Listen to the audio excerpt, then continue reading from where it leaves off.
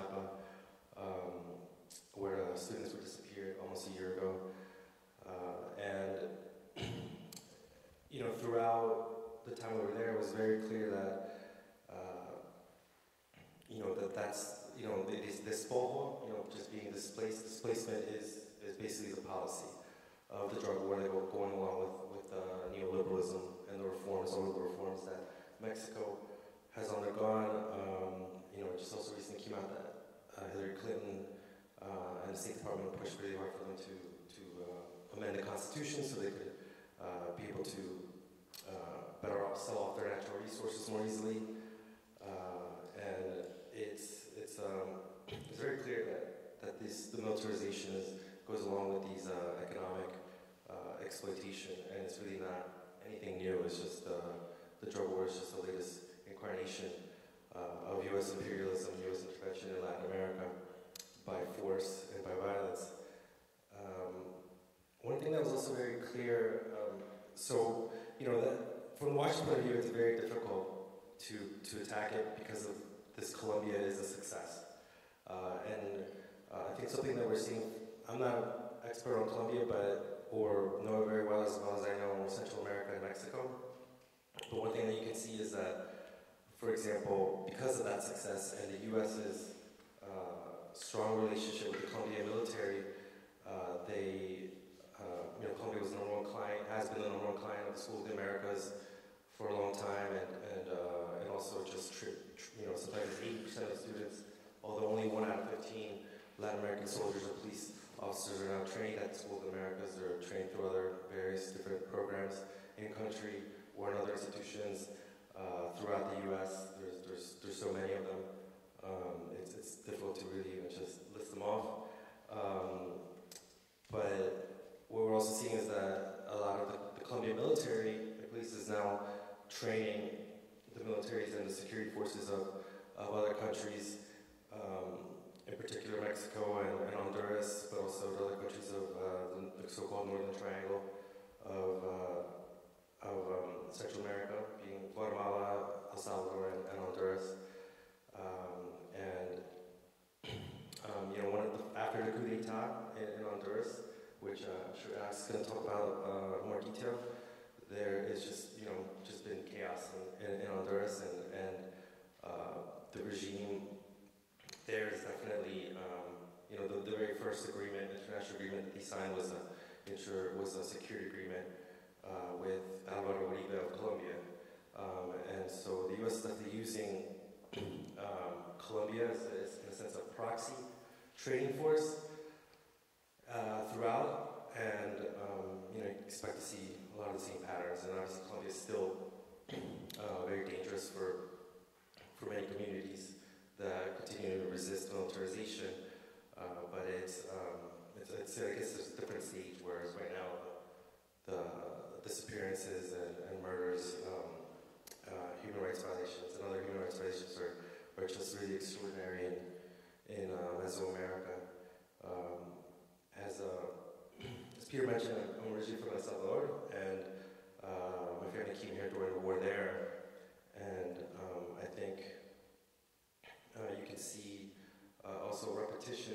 I really do think that what's happening now is very similar to what happened in the 80s, in the sense that the violence is people always actually are saying down there that it's even worse than during the war.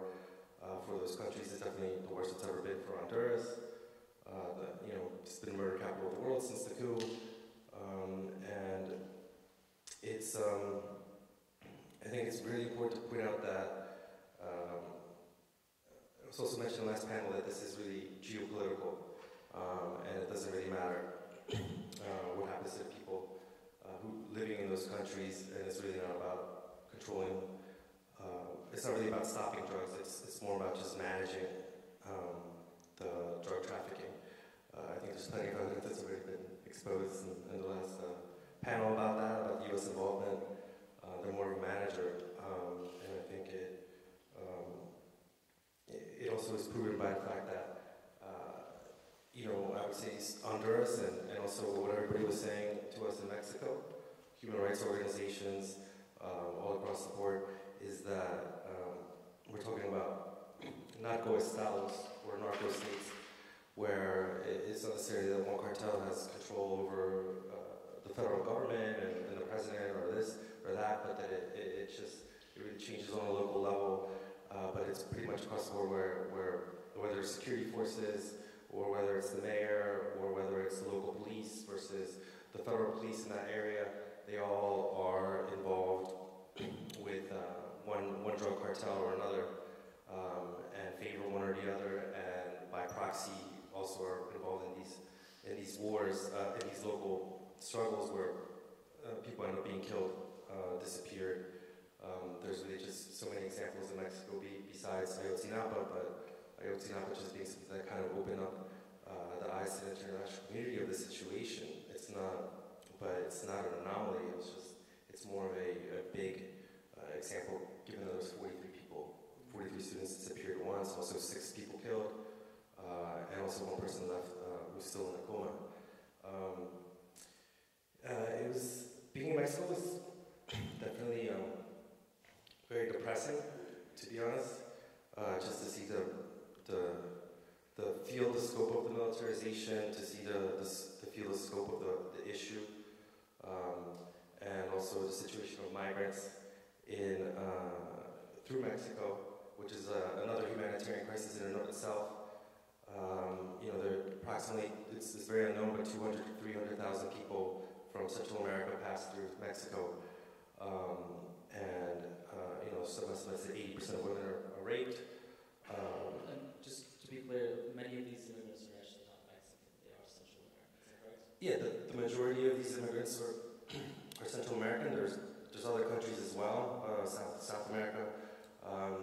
There's people that sometimes come through other parts of the world through Mexico, but the vast majority are from El Salvador, Guatemala, and Honduras. Okay, on that note, I think this is a good segue to move to Alex, because he's going to speak specifically about the situation in Honduras.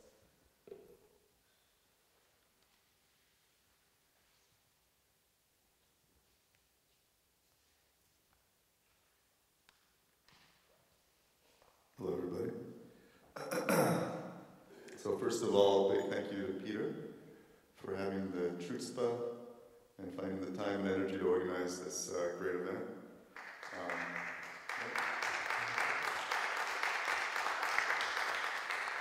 And I hope there'll be some kind of record of it afterwards. I mean, we don't want to give you more work, but maybe we can help you. A record? It's being filmed. Oh, it's being filmed? Yeah. Okay, but people aren't going to watch the whole thing. Maybe like a documentary. Yeah, we can maybe do like a bridge version or something, Yeah. like the highlights. Yeah. Greatest hits. Yeah, anyway, we can talk about that afterwards. But, I know, for instance, I missed the panel in the morning, and I'd like to see some of that. Yeah, just very quickly on the work that I do at the Center for Economic and Policy Research. It is an economic think tank, but we focused a lot on Latin America for the last 10, 15 years actually now, because we look at the impact of IMF policies, particularly on middle-income countries, and what sort of economic impact they've had, social impact they've had, and political impact as well. And Latin America is sort of the grand laboratory for those policies of neoliberalism, and as a result, we've seen some very interesting political developments that can actually be explained to a large extent by these policies, neoliberal policies, and I can go into detail on what those are. In fact, I'll touch on that a little bit in my presentation. But it caused a big political backlash throughout the region, and as a result, the political map of Latin America has changed immensely since 15 years ago. And I'm not an economist, I focus really on US policy, on a wide range of issues and countries, probably way too many throughout Latin America, but I've focused particularly on US security policy and Honduras, really since the coup there in June of 2009. And you can see a lot of our work on those issues on our webpage, cepr.net, and we have an American America's blog, which has a lot of postings. We monitor the situation in Honduras and other countries, and you can find our issues page for more information. But enough promotion of CPER. Since I don't claim to be a huge expert on Honduras, but I do know something about U.S. policy in Honduras, so I was going to focus on sort of the drug war in Honduras and kind of asking the broad question of the drug war, what is it good for? And so, as was probably discussed on the earlier panel, the war on drugs in Central America really picked up in the late 2000s, and the U.S. began to pour a lot more funding and provide a lot more training and so on. First through the Merida Initiative, as an annex sort of to the aid that was going to Mexico, and then through CARSI, the Central America Regional Security Initiative, and you've had hundreds of millions of dollars that have been funneled to Central American countries, mostly for counter-narcotics, through CARSI, a very opaque system, and primarily towards the countries of the Northern Triangle, so it's Guatemala, Honduras, and El Salvador. And so this has been going on for quite a while now, and what impact have we seen? It's pretty clear that it hasn't had much incidence on the level of drug trafficking, and in fact in 2014 the State Department itself recognized that the Central American corridor went from being the corridor for 80% of the cocaine going towards the US from South America to 86% of the cocaine, so it's actually gone up. So it's been a failure from that point of view. What else have we seen in the region, specifically in the Northern Triangle? We've seen increased militarization. And when I say militarization, it involves a few things. It's the military itself taking to the streets to carry out policing activities. But it's also militarized police tactics, a bit reminiscent of what we've seen in Ferguson and elsewhere, but kind of at a much more intense level. And also increased military control of law enforcement institutions and military and senior civilian, senior positions in civilian institutions. And so all three of these things have been taking place increasingly in the Northern Triangle countries. And along with this, we've seen a surge in levels of violence. Honduras and El Salvador have the highest levels of homicide in the world today. Honduras, really since 2010, it picked up to really very, very high levels. And we've also, many of us working on the Northern Triangle have received increased reports of human rights violations carried out by security forces with impunity. Along with this, of course, increased levels of migration towards the U.S. More and more, the Central American migrants, of course, are stopped at the Mexican southern border in rather brutal, inhumane ways. But of course, this culminated in what was referred to as the child migrant crisis last summer, and led to a response by the U.S. And the Inter-American Development Bank and the Northern Triangle countries, to a lesser degree, I think, were involved in the conception of something called the Alliance for Prosperity, which we can discuss a little bit more, but I won't go into the details here.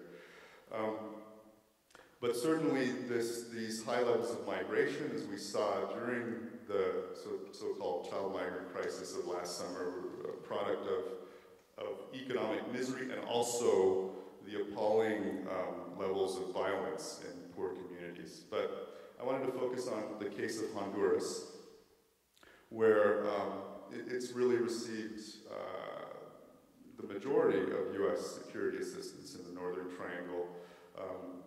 The amount of security assistance was ramped up starting in the late 2000s. It was briefly suspended after the coup, but only briefly, and then it picked up to levels higher than we saw previous to the coup. And what have we seen in Honduras? So I mentioned the huge surge in violence. Along with that, and something that hasn't been mentioned as much in the press, unfortunately, is the very high level of targeted killings of particular groups. So for instance, the most killings of media workers in the world over the last 6 years or so, close to 50 media workers, so journalists and people working in the media in general.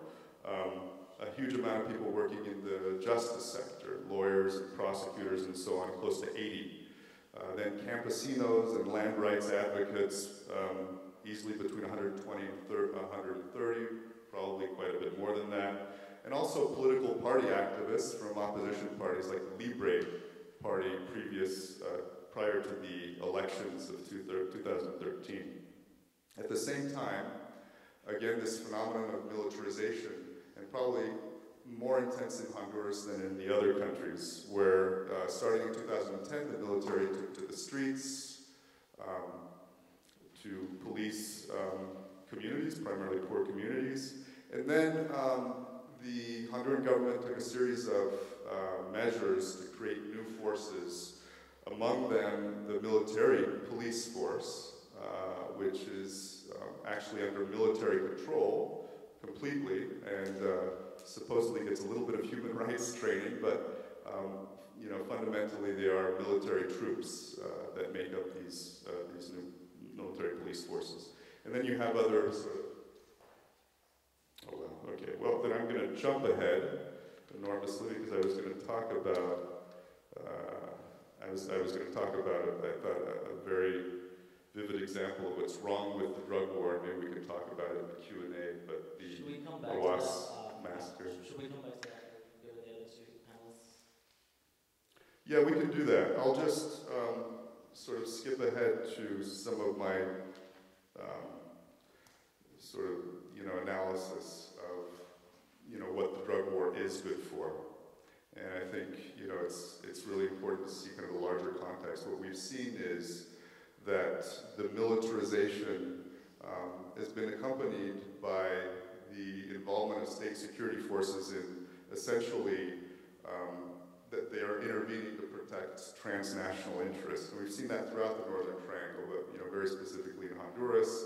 We see that in the Bahua One, an area with a lot of land conflicts that's been militarized since 2010, and where we've seen the bulk of these campesino killings that I was referring to, and that's been heavily militarized, but where the military essentially takes the side of, you know, the agro-business companies that are operating in that region. In Rio Blanco, a community that was opposed to a hydroelectric project, the military intervened. They killed the community leader, Thomas Garcia, and you've had other such interventions in the Garifuna community and so on.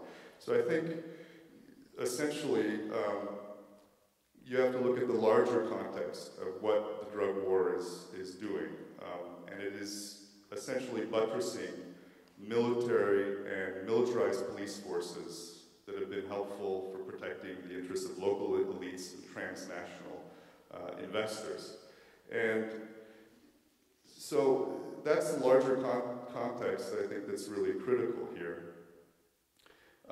You have, at the same time that you've had the US-supported militarized drug war, you've had the deepening of neoliberal agendas in the Northern Triangle, and neoliberal policies that have fostered a more stable macroeconomic setting and great opportunities for transnational capital, but have also created an exclusionary model of development, generating instability through the rising inequality, the destruction of traditional livelihoods, downsizing of public services, and so on. So this creates obviously a ripe terrain for organized crimes and gangs, and it also spawns resistance to transnational projects. And so in this context, there's a perfect logic to this continued militarization. And in fact, it's necessary to maintain a certain form of stability to sort of deepen the neoliberal project. And I have quite a few other things to say, but I can stop there. Thanks. All right, so now I'm going to move to Sanutri. If you could just talk about some of the work that IPS has done on the drug war and about your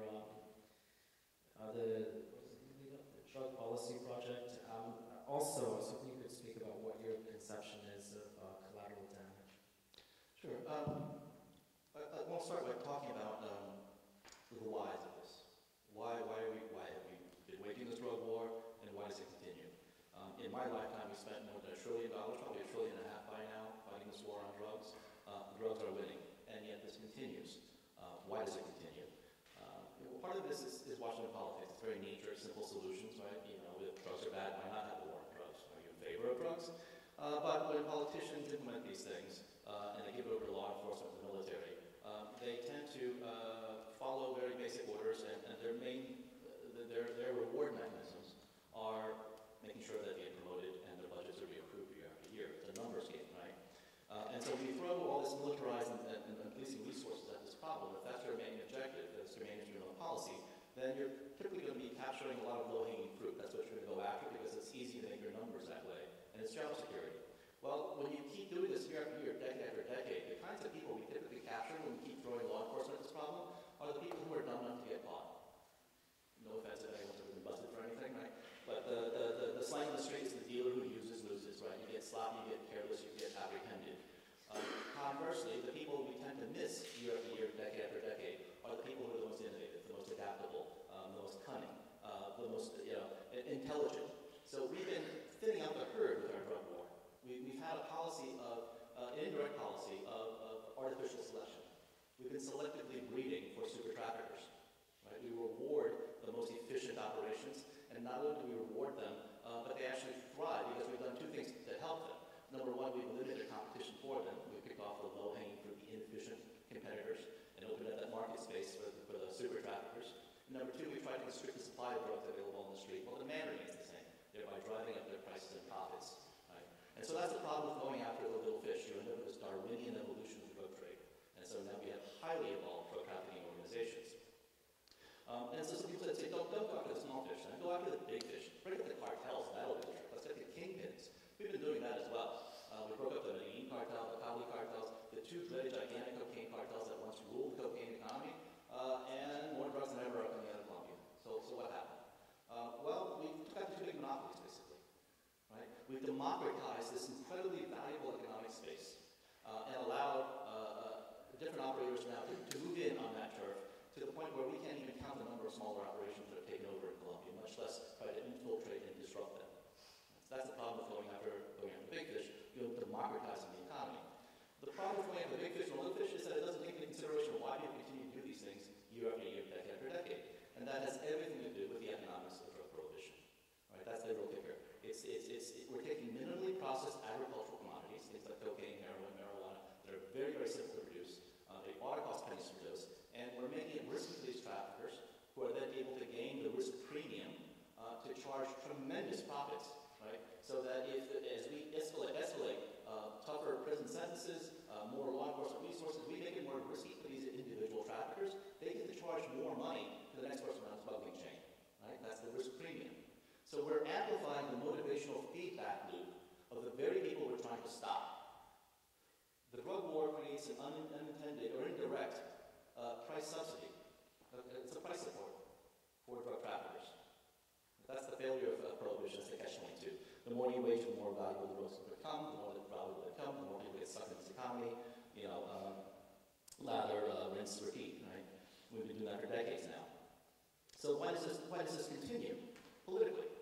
Obviously, the results are catastrophic, and yet Washington continues to do this. I don't think it's a matter of corporate interest necessarily, or any grand strategic plan.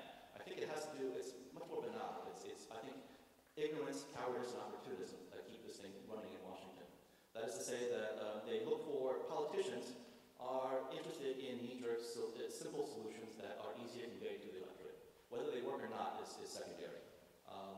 And so they're looking for intuitive solutions, whereas counterintuitive solutions are risky and then more difficult to sell to voters. And they're afraid voters won't remember these arguments when they're confronted with smear ads that are very easy to run and dominate our politics.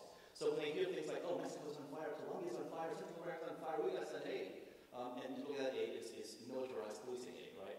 And if it's on fire, that's what we do. We throw water on the fire in the form of that kind of aid. Well, it's common sense, right? That's what you do to a fire. You throw water to a fire, right? It's a no-brainer, correct? Ever had an electrical fire or a grease fire in your kitchen? Don't throw water on it. Just trust me on that one, right? And that's the problem with Washington, that we keep doing things that are intuitive but incredibly catastrophic because it's difficult to explain to voters. The counterintuitive not to throw water onto that fire, but rather to put the lid onto the pot to remove the oxygen from the fire.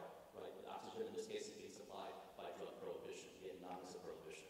If you legalize it, if you ended the war on drugs, if you took away that risk premium from the traffickers, they would move on to some other activity. There would be no more profit to be made off of this. These drugs are easy to produce. And I usually do this with a speaking prop, a finger trap. Those nice big finger cups. And that's an illustration of a counterintuitive problem. Politicians in trouble, right? The intuitive way to get out of a finger trap is to pull. But the harder you pull, the stucker you get. Right? That's the problem with drug prohibition. It's counterintuitive to think, well, maybe you need to relax a little or push in, and that's how you actually take yourself in that mess. Right? And so, are the politicians stupid? Well, no, not necessarily. It's not that they don't understand the nature of this problem very often. It's that they think you won't, or the majority of voters, or a significant portion of the electorate will not understand that.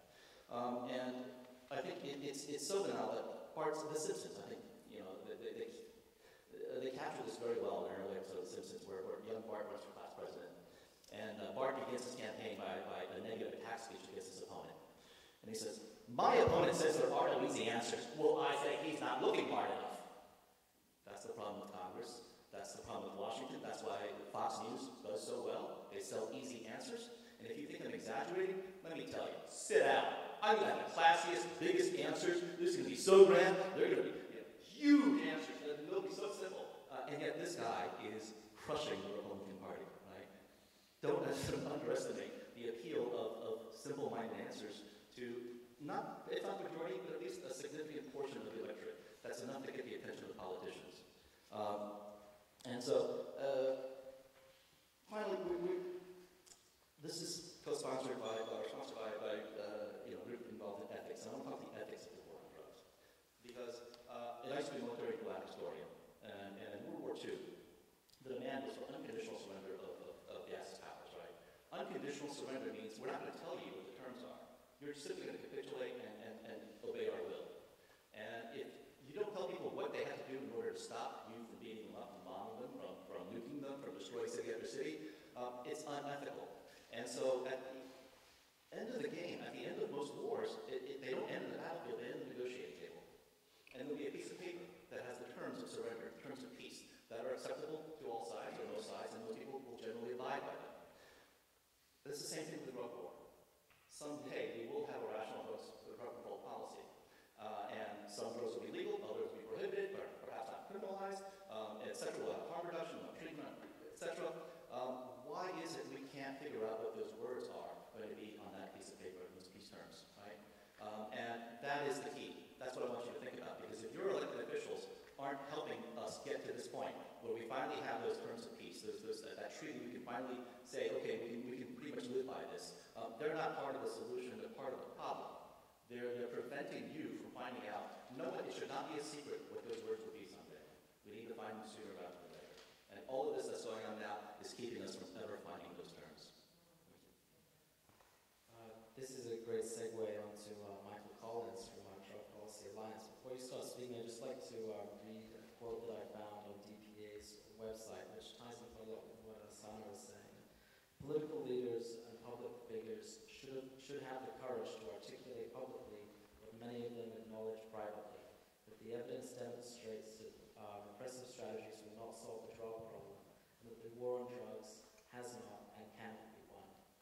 And also I found on DPA's website that the organization estimates that there are over $50 million per year spent on the drug war. So Michael, do you want to go ahead if you could address those two issues in particular? Sure. I'm not going to quote The Simpsons, although Groundskeeper Willie is a distant relative of mine.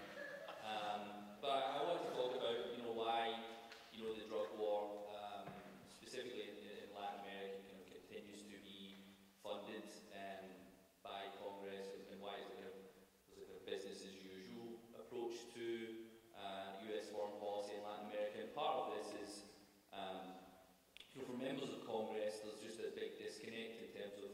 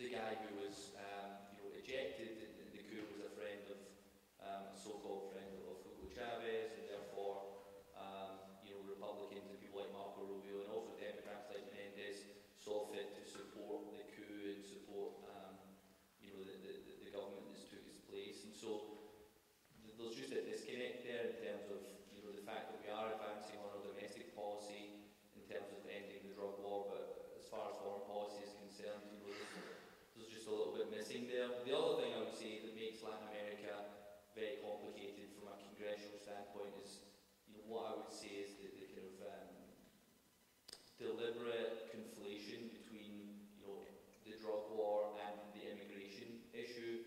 We saw this very starkly last year with the so-called children at the border crisis. That leads a lot of members of Congress to be very nervous and just think that we need to just throw money at the drug war and keep these counter narcotics programs going, and we'll be able to stop immigration. And nobody really, a lot of people in Congress don't want to stop these counter narcotics programs that are going on in Latin America because they think they will yield some sort of positive impact in terms of reducing immigration to the country, and it's clear that the opposite is actually true.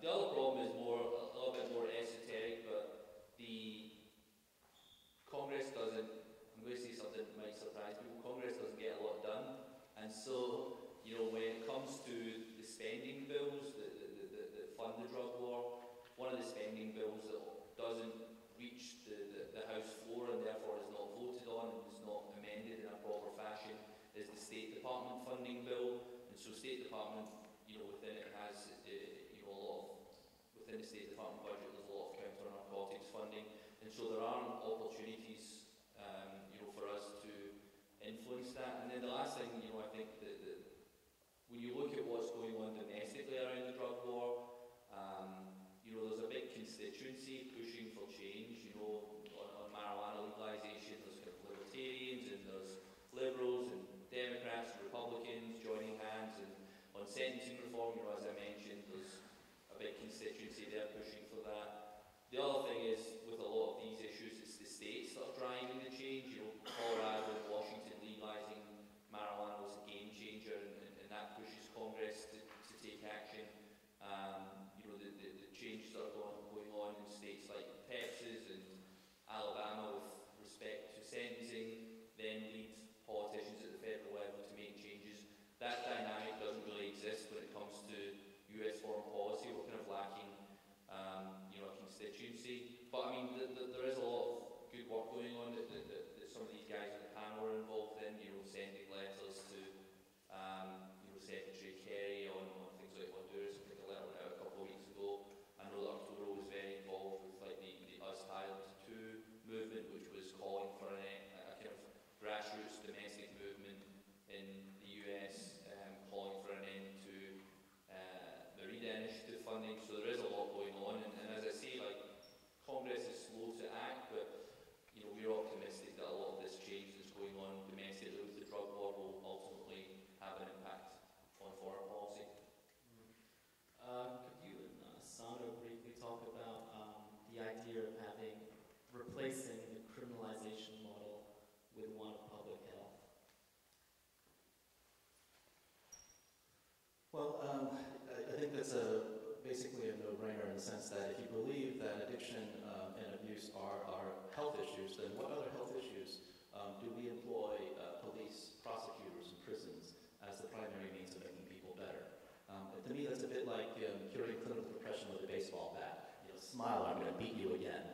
Whereas that old comic used to say, the beatings will continue until morale improves, sign the management.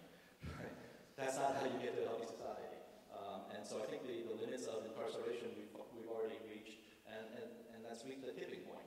Even in Washington, even amongst politicians, there's an admission that we've gone too far with incarceration. It's getting too expensive. Even southern states are trying to release prisoners because they can't afford to keep them locked up this long. But then there's a cop-out for politicians as well, which is the in-between the drug court model. I'm not saying all drug courts are useless. I'm just saying that it's a political cop-out for politicians who won't take a stand, but have to have some degree of moralization. It's like, we may not put you in prison, but we're going to make your life miserable if not a solution, and not everyone who smokes a joint needs rehab. Okay? But some people, when they do lose control of their lives, do pose a threat to others, yes, that's an appropriate model, far more appropriate than incarceration. Michael, do you want to add anything to that? Because I noticed DPA has done some work on this. Yeah, I mean, our viewpoint on this issue is that your drug use is a public health issue, it's a human rights issue. You know, if you do have a drug problem, you know, the last place you should be is in jail. You know, you know, we advocate for moving away from this, you know, militarized, you know, law enforcement only incarceration approach to drug policy in favour of one that is based more in public health and human rights. And as I was saying in the previous comments, like we have seen a lot of shift domestically in that area. You know, you have, for example, the drug czar during the Bill Clinton's administration was a military general, and now it's a guy, you know, under the Obama administration, it's Michael Botticelli, a public health official who's in recovery for addiction. And so that's a sea change in terms of rhetoric, and we are seeing a lot of, you know, positives coming out of the Obama administration in terms of much more of an emphasis on public health and human rights, but often it is rhetoric and the policy doesn't match up. So, also domestic policy versus international policy in the Obama administration, I think is useful to point out the differences. That domestically, they've done a lot of good reforms in terms of harm reduction, overdose prevention, etc. They get it on recovery stuff. But in foreign policy, in terms of the international war on drugs, that's a slow one to change because the lack of constituencies and it's, you know, it's an afterthought, and politicians don't really think about these things. They don't really care about what happened. I mean, they take the path of least resistance. Yeah, and I'll add to that. Like, I think that's true. I mean, with the Obama administration, I think Obama himself, you know, you saw like a month or so ago, you know, he did the clemencies and he visited a federal prison and he did a big speech on sentencing reform. As far as I'm aware, he's not interested in Latin America as an issue. He has outsourced that to Biden. I remember at the start of the Obama administration, someone telling me that the job of Obama's national security advisor for Latin America was to make sure that nothing related to Latin America ever landed on the president's desk. So he's not interested in this issue. I think that speaks to the disconnect. I'd like to segue back to Alex. And what do you think is behind this kind of lack of concern for Latin America within Congress and the government? And then maybe you could talk about how it relates to this spread of neoliberalism in the region. Well, you know, I don't know if there's a lack of concern. In general, there's a lack of concern. And Michael's absolutely right to say that Obama doesn't care about, I mean, he's never really paid attention to Latin America. He'd never been to Latin America before becoming president. He hasn't traveled there a whole lot. And he's certainly completely ignoring South America now in his trips and focusing, and this seems to be the administration policy, focusing more on kind of consolidating U.S. influence in the Caribbean and Central America, which they're doing quite successfully at the moment. And in Congress, it's true, apart from a handful of progressives who are focused on some of the human rights problems in Colombia and Central America and so on, there's, you know, no one really cares, certainly none of the Democratic leadership, but then you have the Marco Rubios and Diaz-Balards and so on who are extremely active and are driving some of the worst policies, I think. And I mean, I would agree entirely with Sanho on his analysis of how things are almost in automatic pilot in terms of just throwing more of the same kind of assistance at the problem, even though it's clearly not working. And of course, you have vested interests. And on the U.S. side, you do have an industrial military complex that's, you know, always seeking to expand its markets. And, you know, especially at the moment when there was sort of they were diminishing U.S. the U.S. military presence in Iraq, in Afghanistan. That's also when you saw sort of a push towards more U.S. security assistance in Central America. But then again, there's also, I think, the vested interests in Central America that don't really match with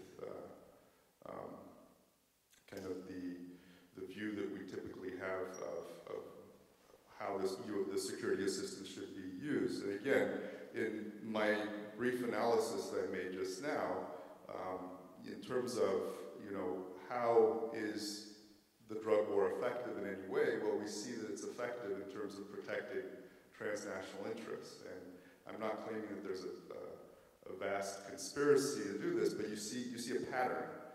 In Honduras, it's a very obvious pattern that's developed. And when I first heard about this, when I was in the Mosquitia, and there's extensive militarization there, and a lot of the indigenous people that I was talking to were like, yes, they're here to grab our natural resources. And I was like, yeah, right. But then you look around Honduras, and you see where there are these extractive projects, the mining, the agribusiness projects, hydroelectric projects, and so on. You also have a heavy presence of public and private security forces, and indeed, they are effective in displacing communities, in preventing communities from sort of their right to peaceful protest, and so on. And so, this is the thing ultimately. You wanted me to, I'm throwing in the whole idea of how this is connected to the spread of neoliberalism. And in Honduras, particularly since the coup, you've seen neoliberalism develop enormously with things like the mining law that was passed in 2013, which really takes away the whole consultation process of local communities and allows mining to take place in populated areas and displaced populations and so on. It's a horrific law, and you've seen a lot of labor deregulation, you've seen privatizations, and so on, and also the development of the ZEDEs, the charter cities, and there's a lot of literature on that now, but that's steaming ahead, and that seems to be a model for development. Again, this development of exclusion in the rest of the Northern Triangle. And it's interesting to see that this Biden plan, which involves a budget request for $1 billion from Congress to assist Central America, particularly the Northern Triangle countries, it involves, on the one hand, a strong development component, but again, a sort of development which advances the neoliberal agenda and which essentially assists transnational capital in establishing itself more firmly in the region. And attached to that, you have a great increase in security assistance. And again, I don't think it's necessarily, at in the awareness of policymakers, but the ultimate result is that you are reinforcing the ability of state security forces to defend a neoliberal agenda that's generating instability throughout the region. So I'd like to bring Arturo in at this point. I think what we've heard is that the continuation of the drug war has a lot to do with sort of ignorance, stupidity, and recalcitrance in Congress, and that we shouldn't be too tempted by conspiracy theories. However, it seems that the fact that there is a School of Americans Watch that's doing this training shows there's some funding and desire in Washington to militarize. Do you want to talk a little bit about that and what your organization has done in terms of research in the School of Americas? Well, again, we've kind of expanded beyond that. I would point out that, the military, in this context that we've all been laying out, U.S. military training to the security forces ends up going to the drug traffickers themselves. The original Zetas, about half of them were trained at the School of the Americas. It's, there's supposedly, we haven't been able to confirm, 100%, but a lot of the Knights Templars were trained by the U.S. Elite units, and then they basically are able to use their training to become, more skilled killers and criminals. And that's, I mean, I would liken it to, in a sense, a little bit like, blowback for training the Mujahideen, and then they become the Taliban and Al Qaeda, and then it's a new round of people to fight. And I think that's really our basic point is just that U.S. military training is a failure. It's not. It doesn't do. It never does what it's supposed to do. To the supposed reasons, it just makes more violence, creates more violence, and it really empowers the worst aspects of people and worst people in these countries. But also, just more to the fundamental point, also that you're asking about why things don't change, even all despite this. And I think you really just have to just straight up just say that the war on drugs is racist. I think it's racist the way that it operates in the U.S. Mass incarceration, drug use amongst different ethnic groups is similar, but who gets arrested for drug possession, for drug trafficking? I'm pretty sure some of those kingpins that are, the middlemen, they have a lot of assets and they're in country clubs and they're fine.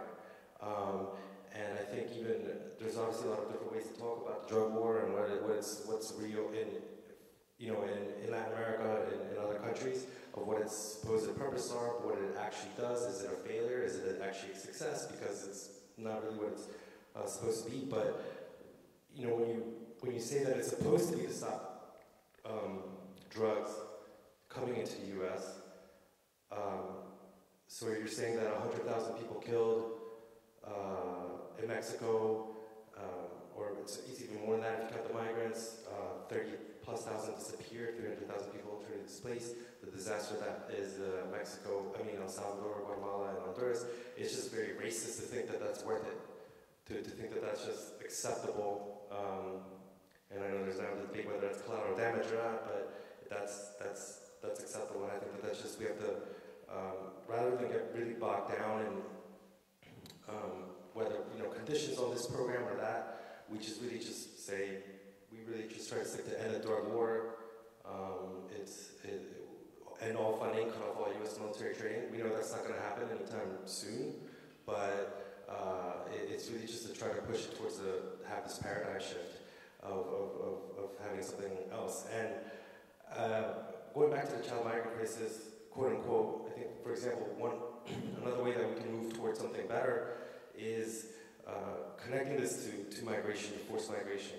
And also, I wouldn't say it's not a child migrant crisis, it's a child refugee crisis. And using that word, refugee, we're talking about a war, even though a lot of people in Washington don't like to call it a war, they'll deny that it's a war, which is itself insulting, given the destruction and havoc that it's creating. And people are fleeing, they're coming here for the American dream, they're coming here to escape violence, to survive, and it's a real thing. And if it's not for, you're being forcibly recruited into a cartel, then you're being extorted. You can't make a livelihood. Walmart, they're not getting extorted, or they're paying for extortion money. It's really the mom and pop stores, the small businesses that can't survive when people are forced to migrate. And I think it's incumbent upon us to, with this environment that's reflected by Donald Trump leading the polls, basically riding this wave of racism, tapping into this anti-immigrant current. It's important to note that you want to end migration and the drug war, end the drug war, and to connect. Immigration is such a big issue in the U.S., but there's this cognitive dissonance between foreign policy and how that affects migration. And I think it's just kind of this old, very just racist kind of old thicky mentality. People come here because it's the land of opportunity. No, it's because you're destroying those countries. And I think we have to be less afraid to say that, whether it be to politicians, whether it be in the public, whether it be to your friends. These people are refugees that are coming, and the solution for the U.S. for Obama administration to the crisis last year, to the quote-unquote child migrant crisis, is to basically get Mexico, militarize it further. Mexico now is detaining and deporting more Central Americans in horrific conditions than the U.S. So that's why it's kind of out of the media, because people aren't getting to the U.S. border. And then there's a politicization of asylum law. And there's just, it's still very bad. These countries have the asylum applications have skyrocketed in the last couple of years, even though, for example, Mexico migration in general has been lower than for a long time. So I don't know exact figures or if it's net zero, but fear-based migration has increased, and they're not being granted because it's this kind of discourse that they're just coming here, or they're criminals coming here, or whatnot. So I would say that attacking this fundamental racism in the U.S. is a tough task, but it's really needs to be discussed on that level, and also linking it to these issues that people might care more about. Or you can even be on the same side as some Republicans say, well, I don't, nobody wants more people coming here, so why don't you instead end the drug war? Thanks. So, in the service of getting a little bit back on schedule, I'm going to open up to questions. You can line up here or here, if there are any. In the meantime, I just have a quick fire question for each four of you, which is, and keep it short, what can we as individual citizens who are interested in this issue do to try and change things? Talk to your member of Congress. I mean, these people are often accessible. They do listen to constituents, so get behind a piece of legislation or support something whereby you can write to your member of Congress or contact them, get a meeting with staff, that sort of stuff.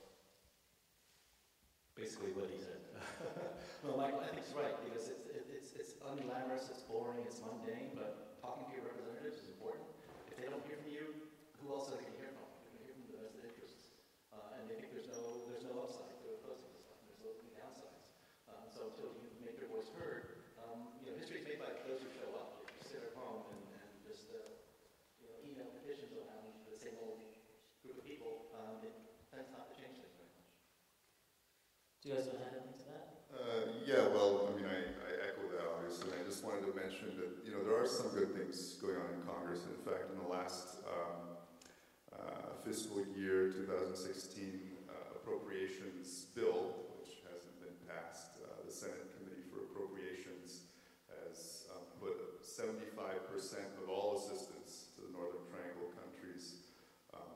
They've conditioned it, requiring those countries to take steps to reverse the militarization that's taking place, and also to really combat impunity of state security force abuses. So that's one thing. But the other thing is, and so yes, absolutely focus on Congress, because the message is starting to be heard. But the other thing is, again, looking at our development policies through USAID and so on in the region, and seeing who really benefits from those programs over time, and how in fact we are generating the sort of instability that is mobilizing the state security forces more and more against their own populations, and particularly the poorest of the poor. I do agree that there has to be grassroots lobbying done, but I think lots of times it's just to be able to get people to the other end of that does, for them to personally understand that it doesn't work, or it does, or it can work. For some, you could be lucky and get a congressperson that actually cares and wants to do something. I'm also of the personal belief that, at the end of the day, the Pentagon is who runs this shit, and it doesn't really, matter what members of Congress think. I would also say that maybe, just some of the discussion about impunity, I think if you really did want to end the drug war, and to take action here, maybe, would be just actually to focus more on them arresting some bankers. We have all these banks being caught laundering billions and billions of dollars, and they get a small fine. Perhaps that's what Saudi Arabia should be focused on, more on the rest of bankers that are laundering all this money. I think that would be tough, but it would probably show a lot if we actually had a concerted campaign for impunity here on the drug war. Okay, I think we're going to wrap up this panel. Could you give our panelists a round of applause?